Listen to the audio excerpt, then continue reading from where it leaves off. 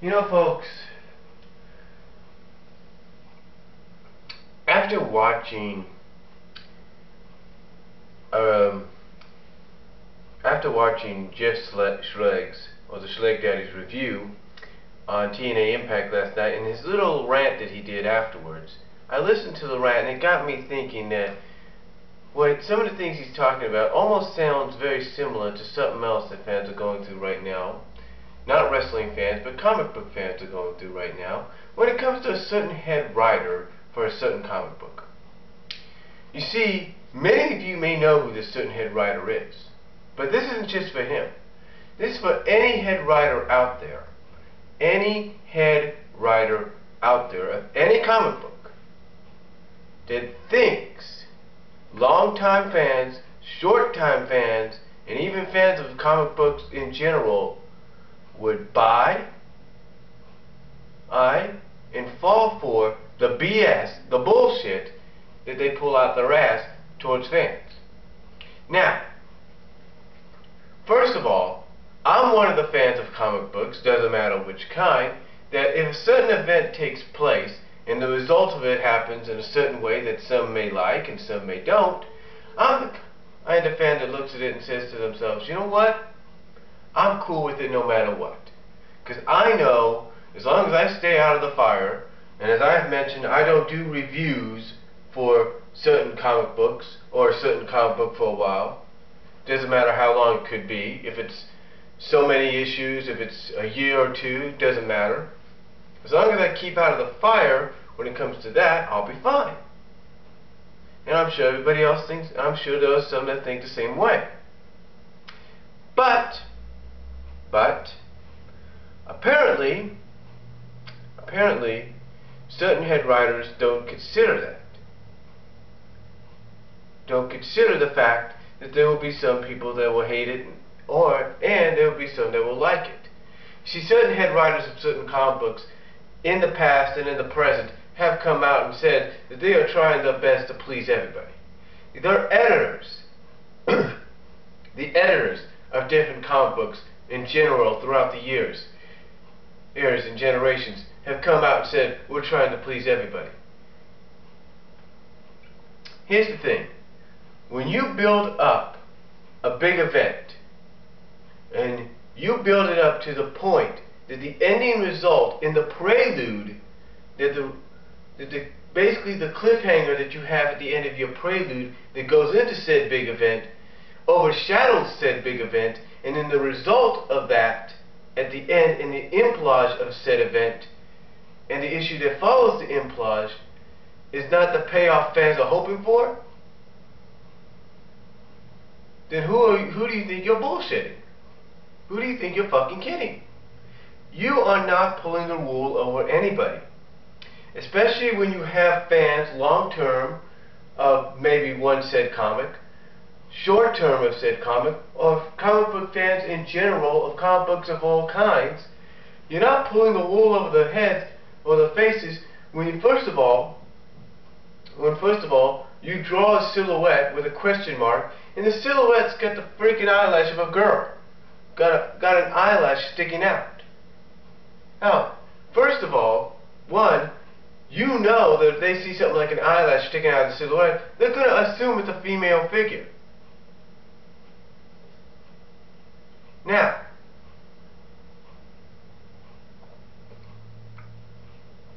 I can understand that comic books need to do shock value. They need to have shock value. They need to have twists and turns that nobody expects. I understand that. I completely understand that. Comic books have been successful have been successful in the past aspects. They've thrived on that kind of stuff. But here's the thing. In the eyes of some, you don't constantly throw it at people. You don't constantly throw the surprises almost every other issue or every other 5 to 6 issues. You don't do that. You keep them at a very, very small minimal. And what I mean by very, very small minimal is you do it once in a while. You don't do it in one issue. You don't do it like here and then you do it here. You don't constantly take your big events and say, I'm going to use my big events as shock value. You don't do that. You basically save the shock value for what you feel will be the biggest event at the time. You don't save it for a regular issue. You save it for a milestone issue. That's what you do. I'm not saying that a certain big event, that the implage or the prelude of before a certain big event, or even inside that event, I'm not saying none of that doesn't deserve shock value or twist, but the thing is, everybody knows that a shock value and a twist are usually saved for big events, for milestone issues.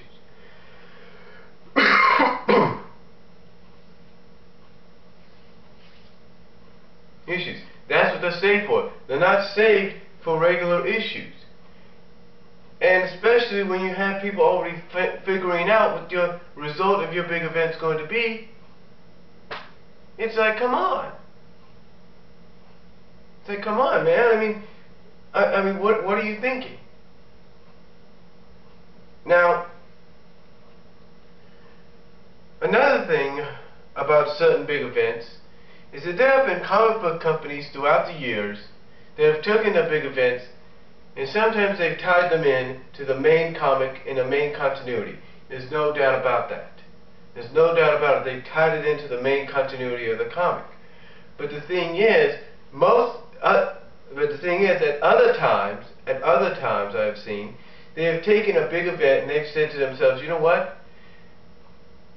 Since this is such a big event, or since this is to help celebrate something else, or whatever the reason for the event was, they usually put it in a separate comic.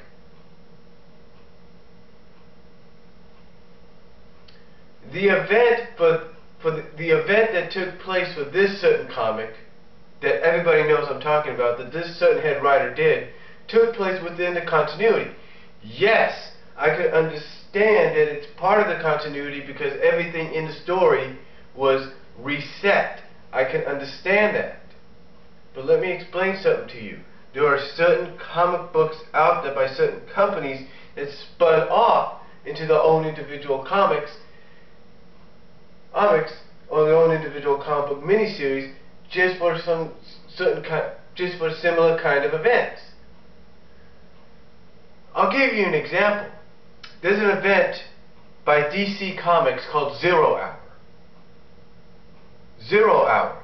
Do you think for 1 second, that the people at DC Comics that wrote Zero Hour said to themselves, you know what we're going to do? We're going to put 0 Hour within the comics, within each and every one of our comics, instead of putting it as a miniseries.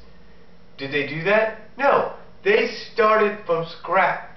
They started by saying, you know what, 0 Hour is such an important event, let's put it as a separate comic. They didn't say, let's have 0 Hour take place in all the issues. No, they put it separate, individually. They didn't put it in the Justice League. They didn't put it in Superman. They didn't put it in Wonder Woman. They didn't put it in Batman, Green Lantern, Green Arrow, Aquaman. They did not put it in any of those. They put it as its own separate entity.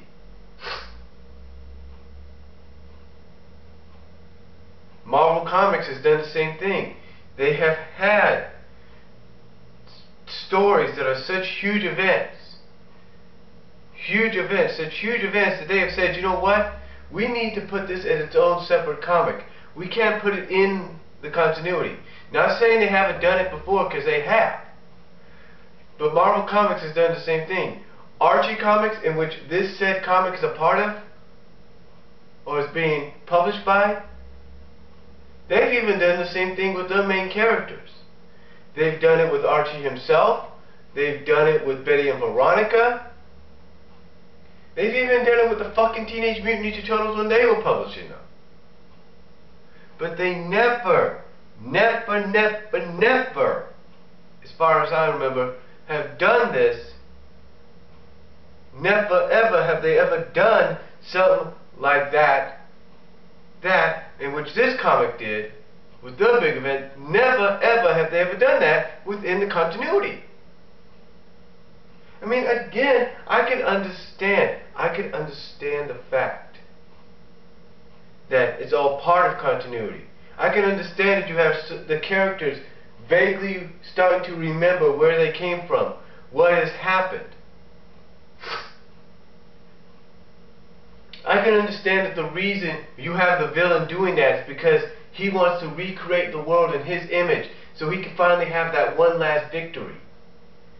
I can understand that, folks. But when you have a certain event happening in your prelude to a certain character who the head writer himself, the editor himself, the people, the staff that work on the comic have said themselves as well, is the most popular character there, is one of the most popular characters in the book, is probably one of the strongest female characters in the book.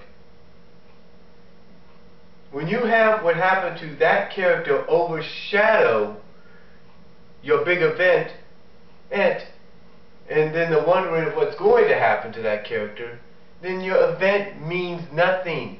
It just shows you that your event should have been separate. Again, I understand that it had to be part of the continuity. I get that. Because of the story base, because of what happened. I get that. But the thing is, because of what happened, you have everything overshadowing.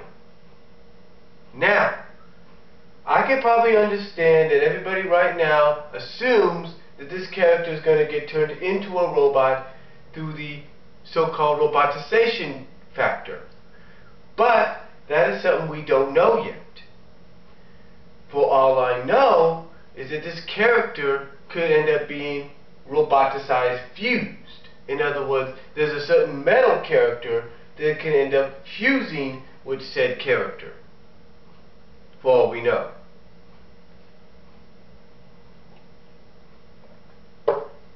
But the thing is, you don't take your fan base on a ride.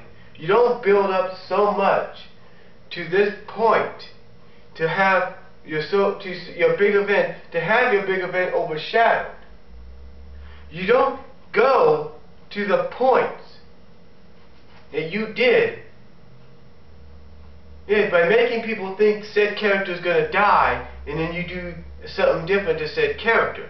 Again, I can understand that twists and turns are necessary. I can understand that. I get it. I get it. But you don't constantly keep doing that. And I don't know if head writers have done this in the past. I don't know, just like let's say the example is that Schleg Daddy used in his review that everybody knows of, that the fact that Eric Bischoff basically tried to poon the YWC base by saying they're a bunch of losers and that they don't see the bigger picture. The truth is, when at the last minute you decide you're going to do this to your guy that you've built up so much, you're going to just switch the decision, then why in the world should they believe a word you say? Now, I know that doesn't make sense, and I'll explain why when I come back.